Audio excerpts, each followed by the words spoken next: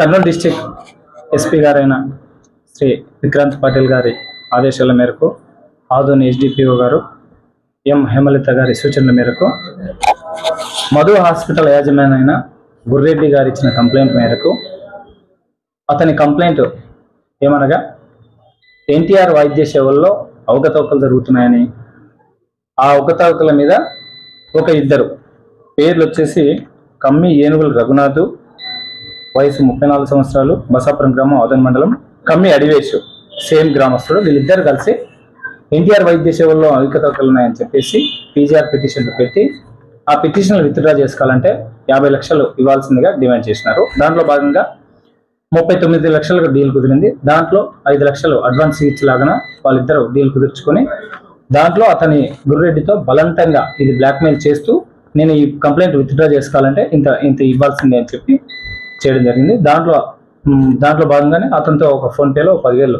రూపాయలు కొట్టించుకోవడం కూడా జరిగింది. తర్వాత అతను ప్యారలల్గా మా దగ్గరకు వచ్చి కంప్లైంట్ ఇచ్చినారు. అతని కంప్లైంట్ మేరకు మేము కేసు రిజిస్టర్ చేసినాం. దీంట్లో భాగంగా నోటీసులు ఇవ్వడానికి 2 కానిస్టేబుల్ని పంపిస్తే మా దగ్గరకు వచ్చి మీరేంద్ర మాకు ఎంత పెద్ద లీడర్లు తెలుసు, అధికారులు తెలుసు, మీరేంద్ర మా దగ్గరకు వచ్చిందని చెప్పేసి కానిస్టేబుల్ను దుబ్బి ఒక కానిస్టేబుల్ని కొడితే, చేతి మీద కొడితే చేయి వాచి ప్లస్ చేతికి వాపుడు గాయం జరిగింది. ఆ ఇద్దరిని మళ్ళీ మేము తీసుకొని వచ్చి కౌన్సిలింగ్ ఇచ్చి ఈరోజు రిమాండ్ చేయడం జరుగుతుందండి. వీళ్ళపైన నేను ఎంక్వైరీ చేస్తే గతంలో కూడా చాలామంది పైన పీజీఆర్ఎస్ పిటిషన్లు పెట్టడం, ఆర్టీ యాక్ట్లో ఇర్రిలవెంట్గా ఆర్టీ యాక్ట్లో పెట్టడము, వాళ్ళు కాంప్రమైజ్ కావడం కోసము డబ్బులు డిమాండ్ చేస్తున్నట్టుగా మనకు కొంచెం సమాచారం ఉంది. అయితే ఎక్కడ కూడా మనకు రికార్డెడ్గా కంప్లైంట్ రాలేదు. వీళ్ళని మా అదుపులోకి తీసుకున్న తర్వాత చాలామంది మాకు ఫోన్లు చేసి ఈ రకంగా మమ్మల్ని ఇబ్బంది పెట్టినారని చెప్పడం జరిగింది. ఇంకొకటి వచ్చేసి ఈ మధ్య కాలంలోనే 2 days బ్యాక్ కూడా పంచాయతీరాజ్ శాఖ డిఈ గారిని కూడా సేమ్ ఆర్టీ యాక్ట్లో అంటే ఇర్రెలవెంట్ పర్సనల్ డేటా అడిగి ఆమెను కూడా వేధించినారని చెప్పేసి మా దగ్గర సమాచారం ఉన్నది.